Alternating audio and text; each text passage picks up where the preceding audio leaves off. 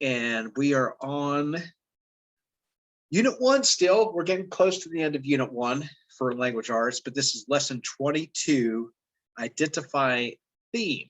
So more identifying elements of story and writing here today. So by the time you complete this lesson, you will be able to use clues from the text to identify the theme of a story. Let's take a look what that involves. And here's our audio. A story's theme is an insight or a general idea about life or human nature that the author shares with the readers. A theme does not summarize a story's plot. For example, the plot of the fairy tale Cinderella revolves around a poor, mistreated girl who marries a prince. Its theme, however, might be stated as keep hoping for better days, or kindness is often rewarded, and unfair treatment is punished. Themes usually are not stated directly, so you must use clues from the text to discover the implied idea. Yeah, so it's another way to look at, well, what's similar to a theme is the moral of a story, right? You've probably heard that at some time. So, a moral of a story is also implied and not often specifically stated, but it's a lesson that a story tries to impart. And that's the same thing you can say a lot about themes, not always, but a lot of themes like that. So for instance, Cinderella, kindness is often rewarded and unfair treatment is punished. So it's, and works, books, whether it's,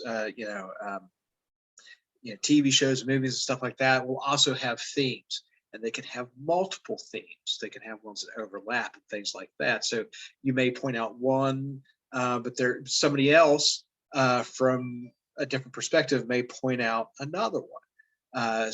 But again, you have to use those same type of critical thinking skills that we've been developing through inferences and implied ideas and things like that to narrow it down and find the themes when we're reading here. So on this one, let's take a look here. So we have from The Gift of the Magi from O. Henry, 1905. So our passage here, and again, think about the title. That's also going to help you with themes. So we have here unexpected gifts. And it says, for there lay the combs, the set of combs, side and back, that Della had worshipped long in a Broadway window. Beautiful combs, pure tortoise shell with jeweled rims, just the shade to wear in the beautiful vanished hair. But she hugged them to her bosom, and at length she was able to look up with dim eyes and a smile and say, my hair grows so fast, Jim. Jim had not yet seen his beautiful present. Isn't it a dandy, Jim? Give me your watch. I want to see how it looks on it, the watch chain.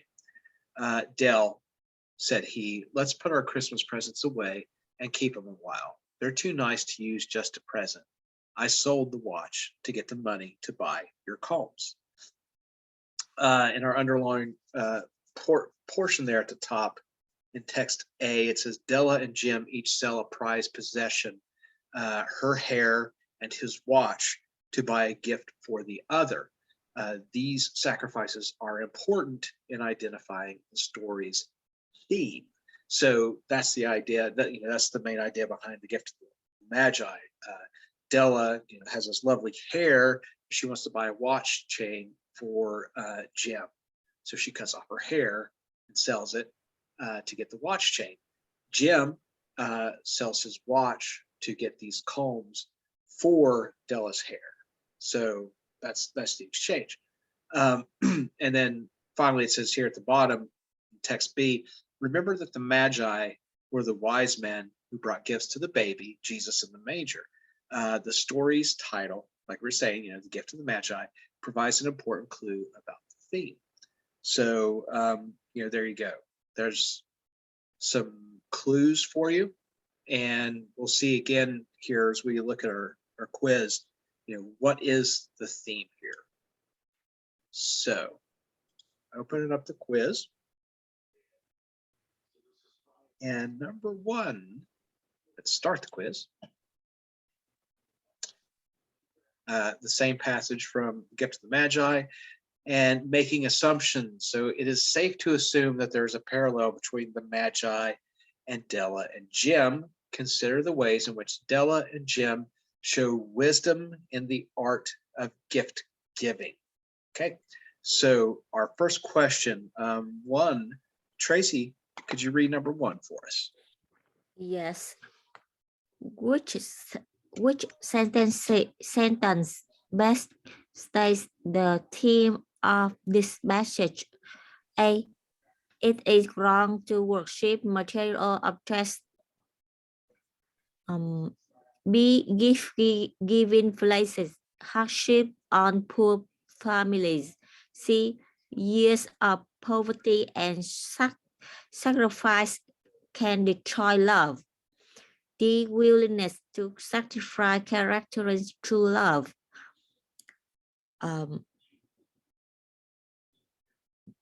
B. D. Willingness to sacrifice characterizes true love. Yeah, D is a dog for number one. There we go.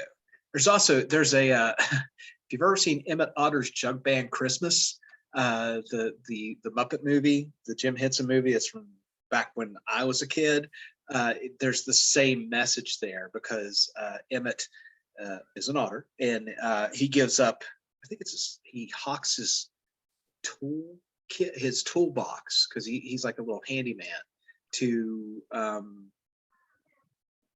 I think they had to get that they're entering a musical like a singing competition, and he wanted to use the money from the singing competition to get a piano for his mother. And his mother entered the same competition to buy a guitar for Emmett.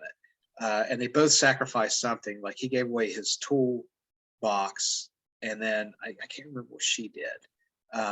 But then they that's sort of the idea, the same idea there. So that's the other thing as well. You will see the same themes over and over again in stories. There's certain ones that we keep coming back to because they're as popular and they speak to people. So that's something to think about too. Have we seen this before? So 2 here.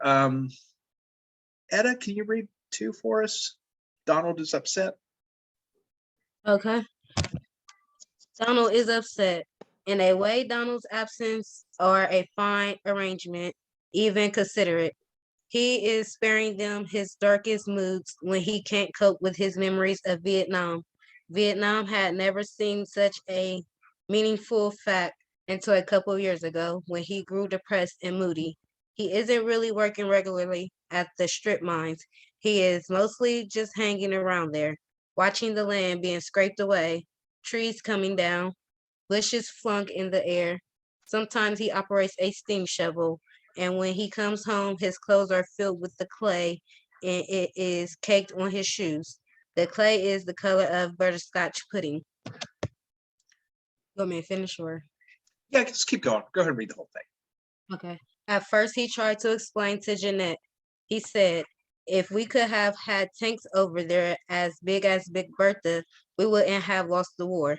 Strip mining is just like what we were doing over there. We were stripping off the top. The topsoil is like the culture and the people, the best part of the land and the country. America was just stripping off the top, the best. We ruined it. Here, at least, the coal companies have to plant VTech. What is it? Plant vetch. Vetch, yeah. Okay, vetch and loblolly Loblolly. pines and all kinds of trees and bushes. If we'd done that in Vietnam, maybe we'd have left that country in better shape. She didn't want to hear about Vietnam. She thought it was unhealthy to dwell on it so much. He should live in the present. Her mother is afraid Donald will do something violent because she once read in the newspaper that a veteran in Louisville held his little girl hostage in their apartment until he had a shootout with the police and was killed. But Jeanette couldn't imagine Donald doing anything so extreme. when she first met him several years ago at her parents' luncheonette where she was working then. He had a good job at lumberyard and he dressed nicely. He took her out to eat at a fancy restaurant. Back then, he talked not just listically about his year in Vietnam, about how beautiful it was, how different the people were. He could never seem to explain what he meant. They're just different, he said. Okay. All right. So that was Big Bertha Stories by Bobby Ann Mason, 1988. So why don't you go ahead and read the question for us too there. Okay, which sentence best states the theme of this passage? A, veterans' wives fear violence from their husbands. B, the physical injuries from war heal slowly and often incompletely.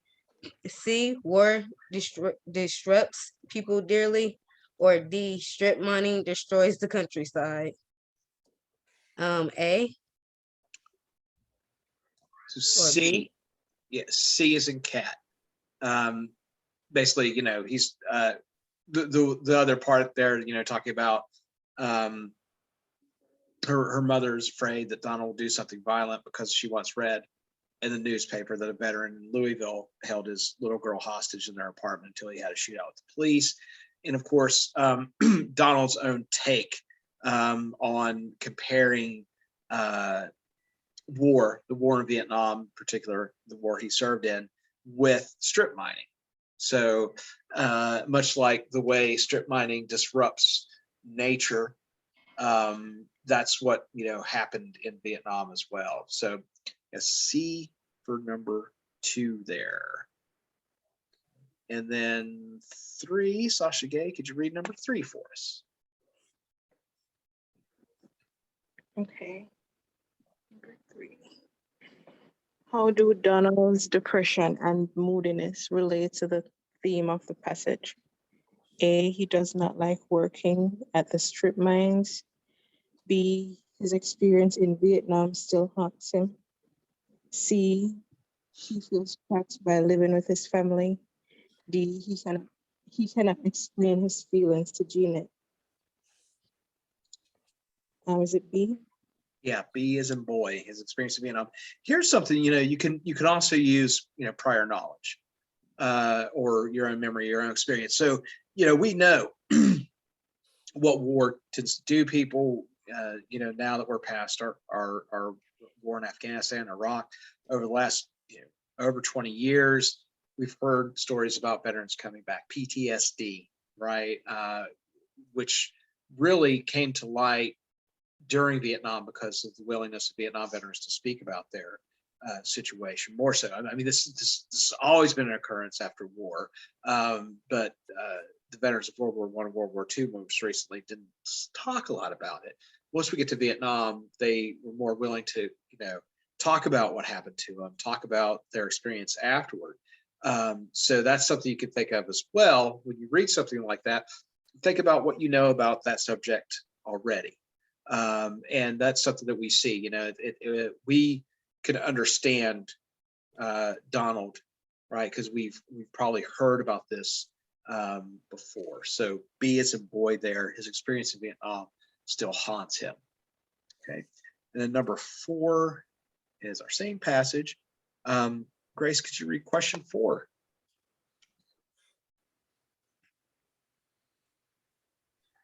Okay. Donald says in paragraph 2 that we are stripping off the top. The top side is like the culture and the people. The best parts of the land and the country. How does this comparison best support the theme of the passage? A, both activities destroy what is valuable in a place. B, both activities are productive for the country. C, strip mining damage land, but war damage people. D, strip mining damages land, but soldiers try to help Vietnamese people. C?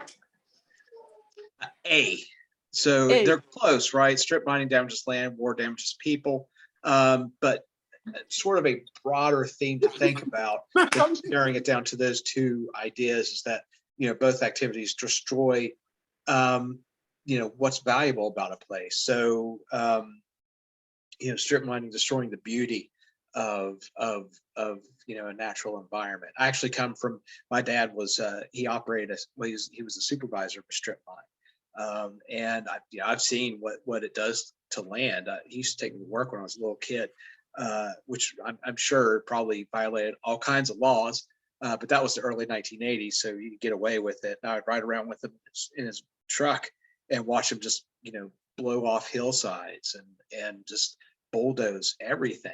And then even when they, like it says, even at that time, there was like EPA regulations and there was a lot of regulations. So once a company went in and stripped out the coal from an area, they had to plant trees again. They had to plant grass. They had these huge trucks they called hydro seeders that just sprayed seed everywhere, and you come back the next day and there'd be grass growing already. But it's changed. It's not that natural beauty anymore. It's very angular, all the surfaces and everything. And what they're kind of comparing that to, of course, is stripping away the culture and the people. That's what war does. It destroys, it disrupts. So that's what it's really pointing out there, is that how it destroys the valuable things, in this case, the beauty of the land with strip mining, and in war, destroying the culture and the people. That's what's valuable about, or what gets destroyed in war. So 4 is A. Okay, yeah, same piece here. Tracy, could you read number 5? Yes, number 5. Paragraph 3 supports the theme of the passage by A, providing background information about Janet. B, describing Donald as he were when he and Janet met. C, the soil in Vietnam were ruined. D, comparing Donald with a violent Vietnam veteran. B. B. Yeah, B as in boy, describing Donald as he was when he and Jeanette met. So he was much more, this is sort of contrasting him now, where the memories of Vietnam have sort of caught up to him. Whereas when she first met him, he had a lot more going for him. And so that's helping support that theme of what war does to people. When you can contrast what the person was like before or when they met to what he is like now. So B is in boy for 5. And then finally 6. Etta, would you like to read 6? Okay. With which theme related statement would Donald most likely agree? A, if you break something, you should fix it. B, men should work hard for their families. C, big industry is vital to America's economy. Or D, families always try to understand soldiers' experiences. C or D? A. So if you think about what he says about, at least with strip mining, they plant, right? They try to fix the land after they've destroyed it. So he's thinking about the same thing. We should try to do something here. When he talks nostalgically about, his year in Vietnam, how beautiful it was, how different the people were. That's how he originally had, looked at it. So yeah, 6 is A. Okay. So that is the quiz. Let's see here. 1 was D as in dog. Willingness to sacrifice, characterize true love. 2 is C as in cat. Like the one in my lap. It's starting to claw my arm now. 3 is B as in boy.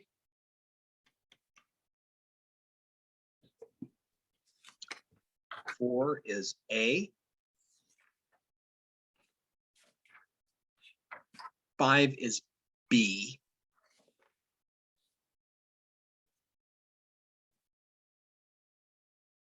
6 is A.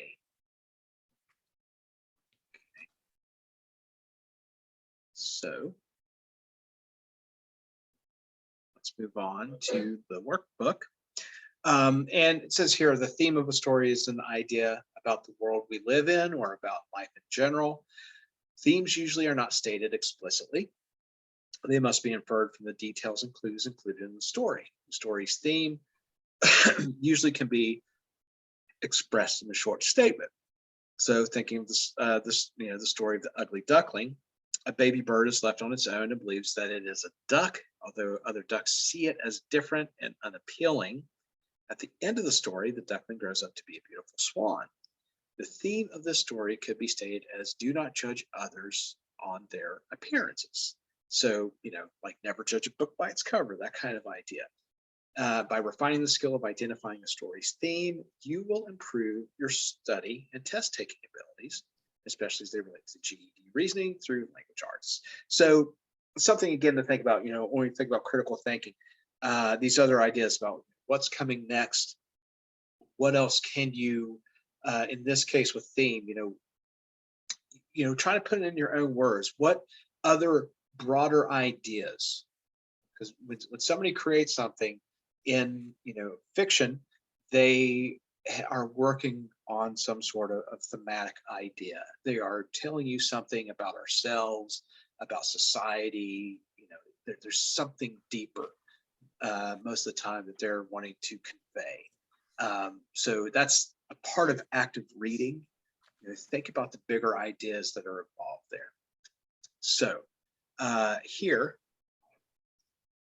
our first passage from Araby by James Joyce in 1914. So again, thinking about the title that they've provided for us, we start with, when the short days of winter came, dusk fell before we had all, let me start over. When the short days of winter came, dusk fell before we had well eaten our dinners. When we met in the street, the houses had grown somber. The space of sky above us was the color of ever-changing violet, and towards it the lamps of the street lifted their feeble lanterns. The cold air stung us, and we played till our bodies glowed.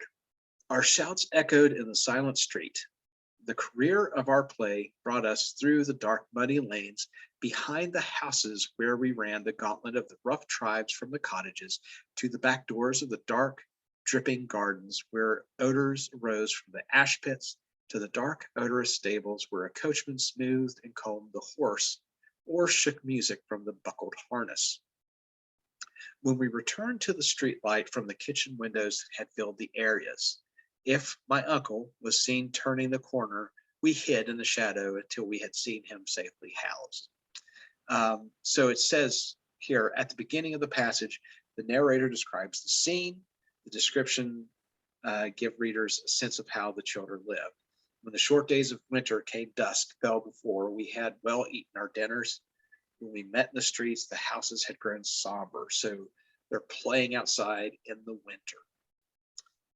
And then secondly, it says the narrator describes the children's activities and the different ways that the children play together despite the cold weather.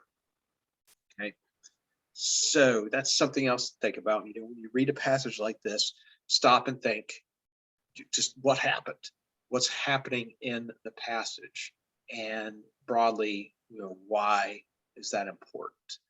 Stop routinely and ask yourself those types of questions. Why is the author, why do they want me to know this? All right, so start our workbook and our test taking tips. So you look for details that contribute to a larger idea. These details may be descriptions, actions, thoughts, or words. Narrators often reveal significant thematic clues. So, along the way, again, when you read a new piece with a new setting, for instance, if something changes like that, or a new character comes in, when things change, is it helping to develop the theme? So for number one, Sasha Gay, you want to read question 1 for us? Okay. Which sentence best states the theme of the passage? A, children are able to find ways to have fun in different situations. B, cold winter air is bad for gardens. C, it is dangerous for children to hide from their relatives. And D, the winter is bleak and unappealing to city dwellers. Is it D? A. You think about our subjects in the piece here, it's the children, right? Now, it does say, that the houses are somber. So, for the adults, a lot of times the way we think about winter, it is kind of bleak and unappealing, but it doesn't necessarily change the activities of children. So that's what's passing on here, is that they're able to find ways to have fun even in different situations, and even those that are not appealing to adults. So one is A. And I'm going to kick the cat out of my lap because she's starting to bite me. Okay, so 2, this is the same passage. 1 was A, 2. Grace, could you read 2 for us? Okay. Which sentence from the passage verse supports the theme? A, when the short days of winter came, that fell before we had well eaten our dinners. B, when we met in the street, the houses had gone somber. C, the cold air stung us and we played till our bodies glowed. And D, if my uncle was seen turning the corner, we hide in the shadow until we had seen him safely housed. Is it C? It's C. Yeah, the cold air stung us and we played till our bodies glowed. So thinking about the theme up here, children are able to find ways to have fun in different situations. They're okay. They're okay with, being cold outside because they're going to find ways to have fun. 2 is C. And new passage here. So how about we take some turns? Tracy, could you read paragraph 1 for us? Yes. Race talks about unfairness, the beauty of the country about witness, but was too much for Ray on that front evening. That is all there was to it. He could not stand it. All of a sudden, he forgot all about being a quiet old farmhand, and throwing off the torn overcoat, began to run across the field. As he ran, he shouted and protested against his life, against own life, against everything that makes life early. There was no promise made. He cried into the empty spaces that lay about him. I didn't promise my minutes anything, and Holmes hasn't made any promise to Nell. I know he hasn't. She went into the wood with him because she wanted to go. What he wanted, she wanted. Why should I pay? Why should Holmes pay? Why should anyone pay? I don't want Holmes become old and worn out. I'll tell him. I won't let it go on. I'll catch Holmes before he gets to town, and I'll tell him. Okay, Edda, you want to take that second paragraph? Okay. Then as he ran, he remembered his children, and Fancy felt their hands clutching at him. All of his thoughts of himself were involved with the thoughts of Hal, and he thought the children were clutching at the younger man also. They are the accidents of life. Hal, he cried. They are not mine or yours. I had nothing to do with them. Okay, Grace, you want to read the next one?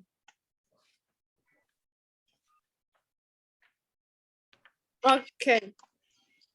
Darkness began to spread over the fields as Ray passing ran on and on. His breath came in little sobs. When he came to the fence at the edge of the road and confronted her Winters, all dressed up and smoking a pipe as he walked gently along. He could not have told what he thought or what he wanted. All right, I'm gonna read the last one here. So you came to tell me, eh? He said. Well, never mind telling me anything. I'm not a coward, and I've already made up my mind. He laughed again and jumped back across the ditch. Nell ain't no fool, he said. She didn't ask me to marry her. I want to marry her. I want to settle down and have kids. So it's from The Untold Lie by Sherwood Anderson. Tracy, you want to read the next question there, number 3? Number 3. Which sentence best states the theme of the passage? Even in beautiful country, farm owners treat their employees unfairly. B. A hasty marriage often leads to treachery. C. Disappointed people try to stop others from making similar mistakes. D. Good friends who will help each other when problems arise.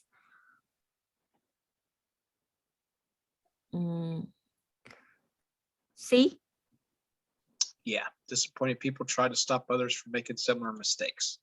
Let's see how that works for Hal. I think we'll see here at number 4.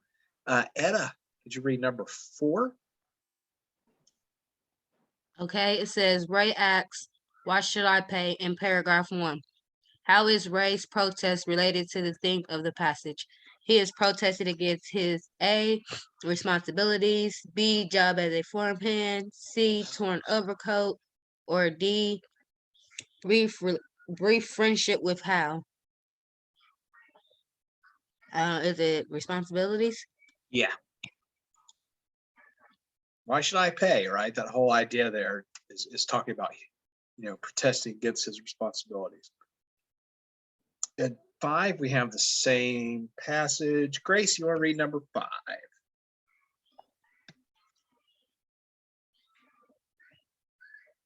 Okay. The passage. Okay. Just the question. Yeah. All right. Which detail about Ray Bryce supports the team? A. He throws off his torn overcoat. B. He runs to catch her before he does something with which Ray disagrees. C. He enjoys living in a beautiful, peaceful place like Winsbeck. And D. He is a quiet old farmhand. D. B. He runs after Hal, right, before he does something which Ray disagrees. So 5 is B as in boy. Boy. Yeah. And let's see here. Same one, right? So Tracy, back to you for number 6. Number 6. How is paragraph 1 connected thematically to paragraph 3? Paragraph 3 summarizes Ray's thought and feeling introduced in paragraph 1. B. Paragraph 3 defines the landscape of Winterberg. Paragraph 3 reveals that Ray will not share his thoughts. D. Paragraph 3 shows that Holmes had fashionable clothes.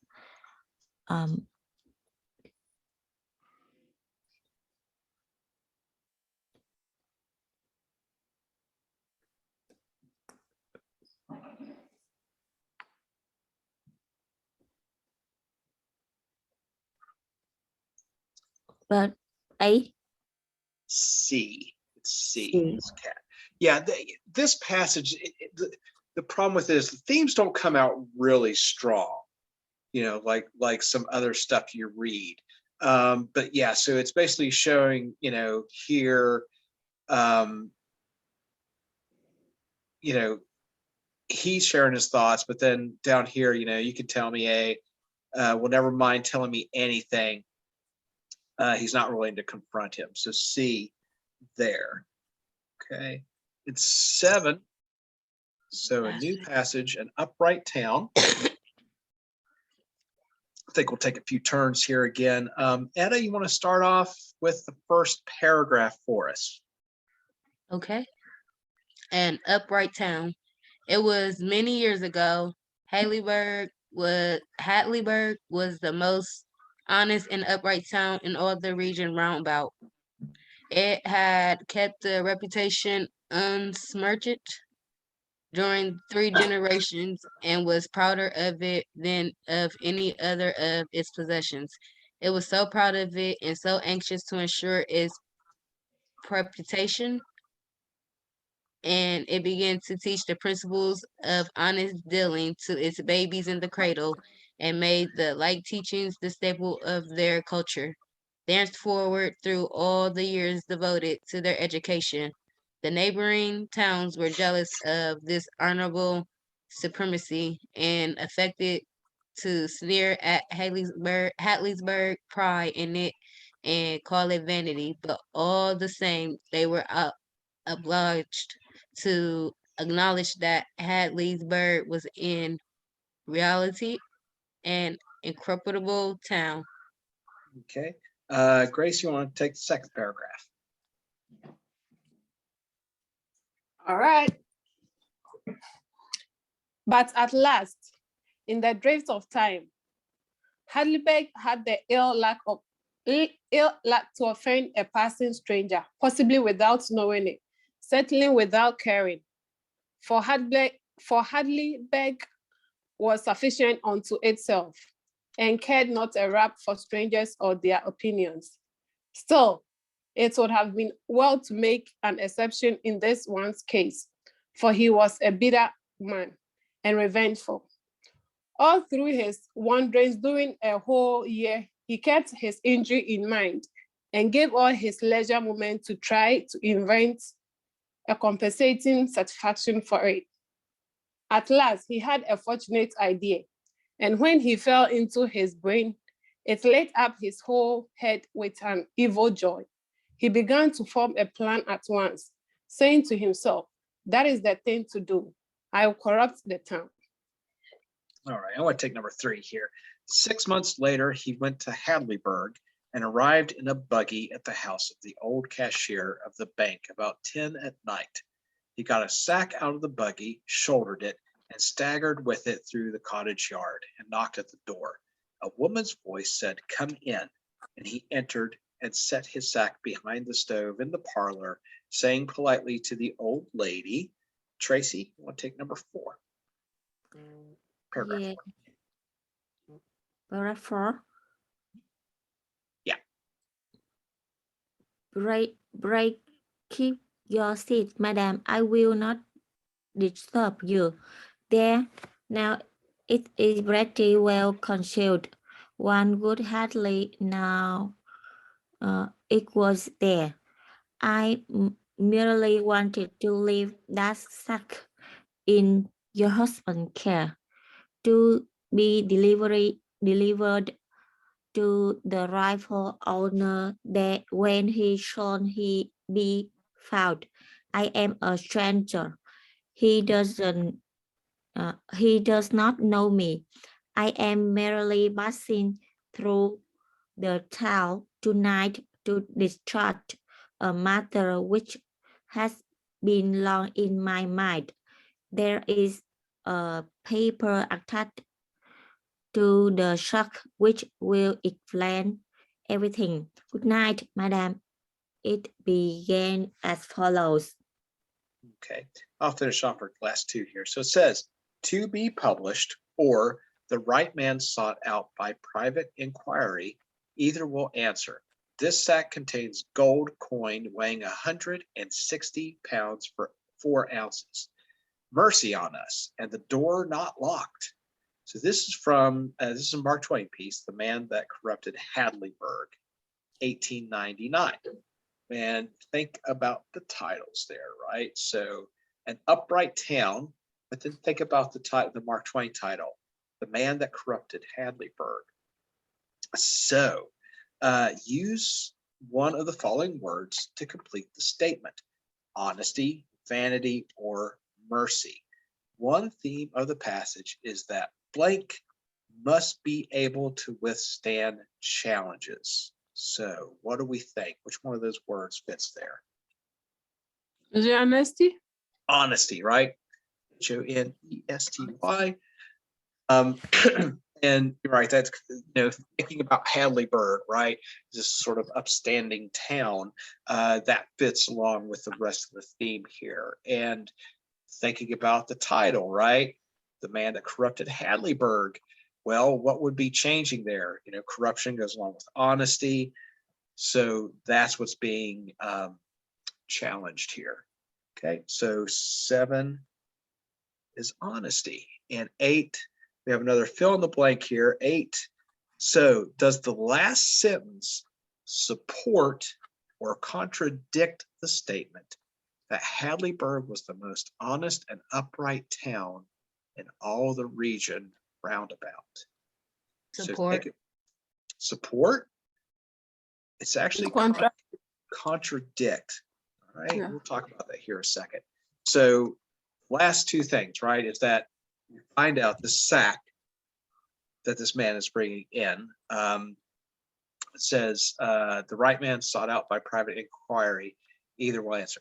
So this sack contains gold weighing 160 pounds 4 ounces. And then they reply, mercy on us, and the door not locked. Oh, okay. Get it? Right? So Yeah, basically trying to say it wasn't how much it weighed and the door yes. wasn't. Yeah, so there's all this gold sitting here, right? I mean, it's like, we live in a society now where we're pretty much suspicious of everybody all the time, and there's reason for it. I don't go to bed at night without our door's locked right now. Right. Right? So and yeah, so it is kind of unfortunate, but we do live in a time where we are a little bit cynical and we're a little bit suspicious of people. So, we take caution. At that time might be a little bit different, but what's it telling you about Hadleyburg if,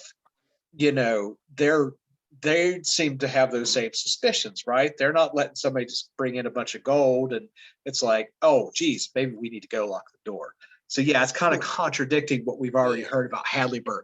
Something's underneath there, right? Something's not always so nice and great about old Hadleyburg. Okay, I'm going to finish. I think is this the last passage? Yeah, I'm going to go ahead and read this one. This is back to our Vietnam vet from Big Bertha Stories. So it says a sharp blade. That's our working title here. So then he abruptly returns to tanks and helicopters. A Bell Huey Cobra. My God, what a beautiful machine. So efficient. Donald takes the food processor blade from the drawer where Jeanette keeps it. He says, a rotor blade from a chopper could just slice anything to bits. Don't do that, Jeanette says. He is trying to spin the blade on the counter like a top. Here's what would happen when a chopper blade hits a power line. Not many of those over there, or a tree. Not many trees either. Come to think of it, after all, the Agent Orange. He drops the blade and it glances off the open drawer and falls to the floor, spiking the vinyl. At first, Jeanette thinks the screams are hers, but they are his. She watches him cry. She has never seen anyone cry so hard, like an intense summer thunder shower. All she knows to do is shove Kleenex at him. Finally, he is able to say, you thought I was going to hurt you. That's why I'm crying. Go ahead and cry, Jeanette says, holding him close. Don't go away. I'm right here. I'm not going anywhere.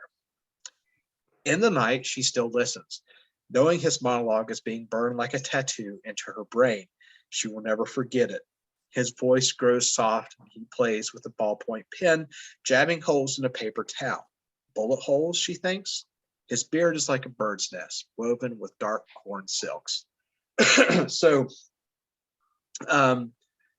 he's kind of reliving this talking about food processor, like a blender or something. You have the blades at the bottom. So he's talking about a attack helicopter in Vietnam, something he saw. Just point out, one of the things he mentions here. So like not many of those over there or tree.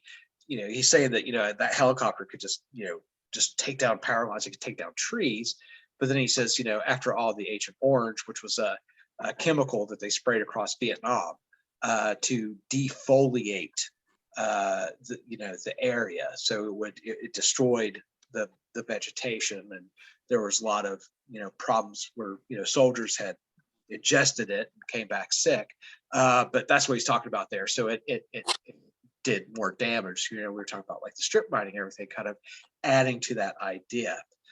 And of course, then he's trying to spin it, showing him as like, yeah, this is what a Huey chopper blades look like, and the food processor blade falls on the floor and sticks into the vinyl. So for number 9, Etta, you want to read number 9 for us? Okay. Which sentence best states the theme of the passage? A, people need to forget the past and live in the present. B, unresolved problems of the past remain in the present. C, husband and wife share and understand each other's feelings. Or D, unsympathetic families can drive people to violence. A. So it's B. Unresolved problems of the past remain in the present. But this is the one thing about themes. It could be a little bit subjective, right? We all know, we might take something different away from a story, and that doesn't necessarily mean that we're wrong. So every story might have a little bit of a different meaning to us. And sometimes we get to these, answers like this where they're kind of similar, right? People need to forget the past and live in the present. Well, it's not too different from unresolved problems of the past remain in the present. It's almost a different way of stating it, but they're looking kind of specifically here for B as in boy. So unresolved problems, because this guy just hasn't dealt with the issues he brought back from Vietnam. Grace, could you read 10 for us? All right. How does the image of the food processor blade spiking the vinyl floor connect to the theme of the passage? A, Donald cannot let go of his memories of the war as easily as he dropped the blade. B, the blade hurts the floor just as Donald's war memories hurt Janet. C, the blade is a symbol of Donald's violent nature. And D, the blade suggests cutting and destruction and connects to negative images of war. A. So it's D. Wow. D, the blade suggests cutting and destruction and connects to negative images of the war. Really, you have to look at, again, like word choice and tone and style. So spike, right? That's sort of a violent word, rather than saying something like the food processor blade stuck in the floor, that doesn't quite relay the same emotion of destruction as something like spike, right? So D is in dog for 10. And then 11, Tracy, can you read 11 for us? Donald cries when he thinks Janet imagines that he will hurt her. How does Donald's emotional response relate to the theme of the passage? A, it reveals Donald's capacity for violence. B, it emphasizes Janet's misunderstanding of Donald. D, it shows Donald's sensitivity and fragile emotional state. D, it indicates that Janet knows how to confront Donald.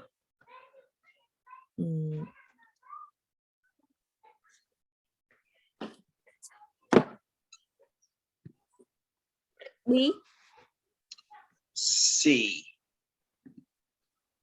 So the idea here, and again, sort of relying on I see. our own ideas of what we know about PTSD, right? Showing that Donald's sensitivity and fragile emotional states affecting him.